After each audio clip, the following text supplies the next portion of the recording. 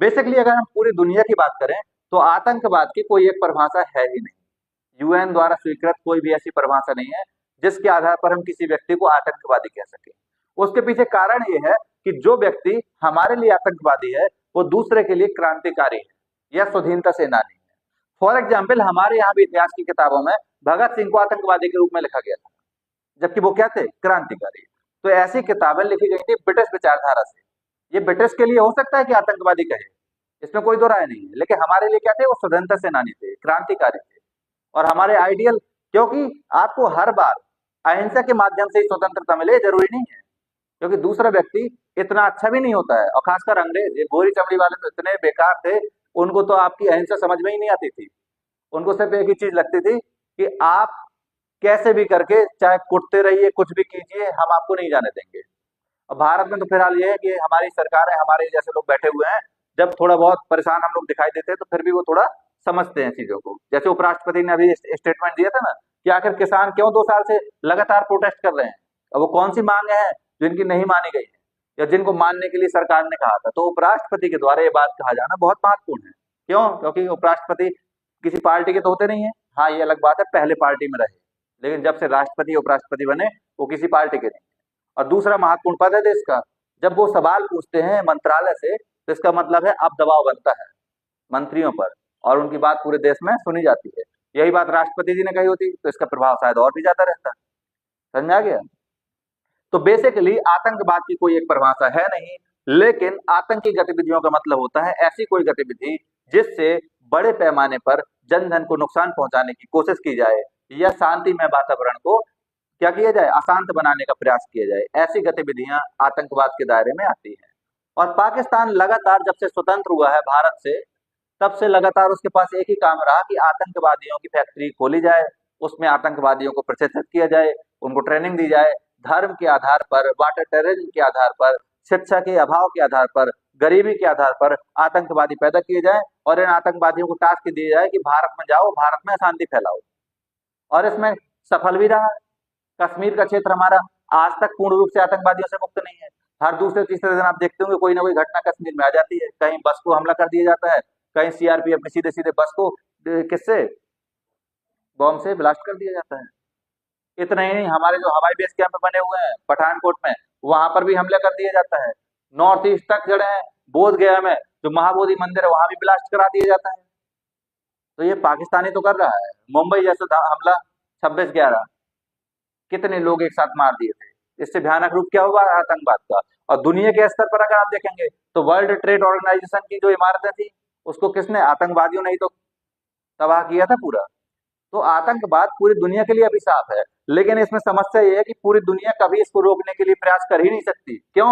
क्योंकि वही आतंकवादी जो हमारे लिए आतंकवाद है उसको शरण देने वाला हमारा पड़ोसी है पाकिस्तान। और वो खुश रहता है इसमें कि देखो हमारे पड़ोस में, जैसे वो शत्रु मानता है, उसमें देखिए कितना अच्छा हमला किया है। लेकिन सच्चाई ये है कि जो आतंक के रास्ते पर चलता है वो किसी का सगा नहीं होता है। आपको याद होगा कि पाकिस्तान में एक स्कूल में बम धमाका कर दिया था, वहां 120 के लगभग बच्चों की मौत हो गई थी। तो था तो पाकिस्तान के ही संरक्षण में आतंकवाद, और उन्हीं के यहाँ हुआ। उसके बाद क्या हुआ, कोई कार्रवाई हुई? कोई नहीं, कर ही नहीं सकते हैं, क्योंकि गुनहगारों को पनाह देने वाला भी गुनहगार ही होता है। तो इसीलिए आतंकवाद दोनों देशों के बीच हमेशा से एक विवाद का मुद्दा रहा है।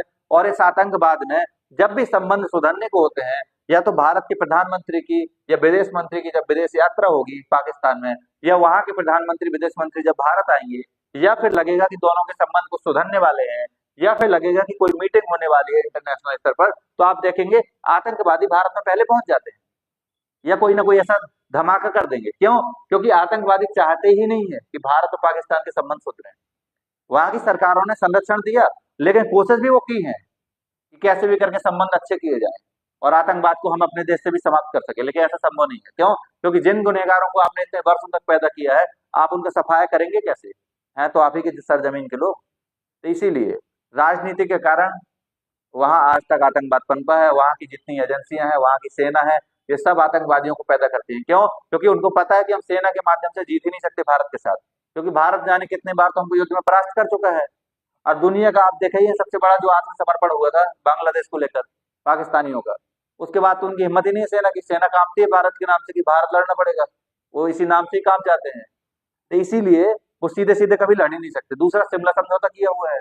शिमला समझौते में स्पष्ट रूप से कहा कि हम युद्ध से बचेंगे, शांति स्थापित करने की कोशिश करेंगे। तो समझौते में जब लिखा हुआ है तो काहे के लिए करेंगे? तो दूसरा रास्ता क्या है? आतंकियों को प्रशिक्षित करो और इनके माध्यम से लगातार हमले कराते रहो। आतंकवादियों को इतना ब्रेन वॉश किया जाता है, ना अपना जाति बताएंगे, ना ये बताएंगे कहाँ के हैं, कुछ नहीं बताएंगे। बस उनको ये सिखा दिया जाता है कुछ बोलना मत, बस तुमको जन्नत मिलेगी।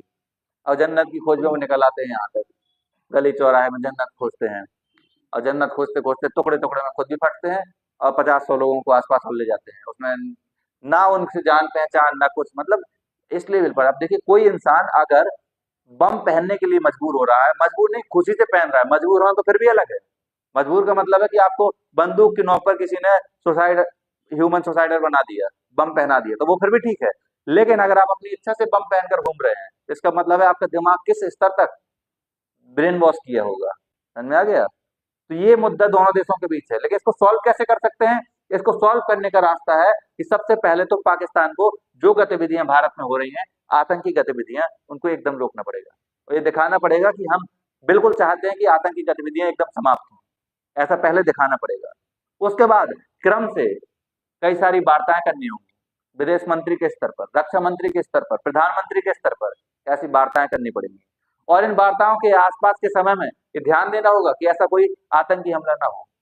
साथ में इस बात को लेकर एक हम लोग दोनों देश एक समझौता ज्ञापन भी एक दूसरे को सौंप सकते हैं कि हम पूरा भरोसा दिलाते हैं कि आतंकी गतिविधियां नहीं होंगी, और जो मुंबई हमले के आतंकी हैं उन पर हम कार्रवाई करेंगे अपने देश में। वो खुलेआम घूमते हैं, नेता बने हैं वहां, जिन्होंने मुंबई हमले को लेकर पूरे प्लानिंग की थी, वो वहां नेता बने घूमते रहते हैं। समझ में आ गया?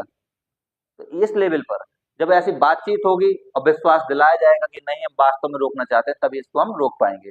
नहीं तो इसका कोई दूसरा तरीका नहीं है, क्योंकि सारे तरीके अपनाए जा चुके हैं, आजमा चुके हैं, सब कुछ हो चुका है। बड़ी बड़ी वार्ताएं हुई, आगरा में वार्ता हुई अटल जी के समय में, सब कुछ हुआ है, लेकिन इस मुद्दे पर आज तक नियंत्रण नहीं लगाया जा सका है। और सबसे बड़े तनाव का कारण यही है। अगर ये शांत हो जाए तो और जो विवाद है उनको भी सुलझाया जा सकता है।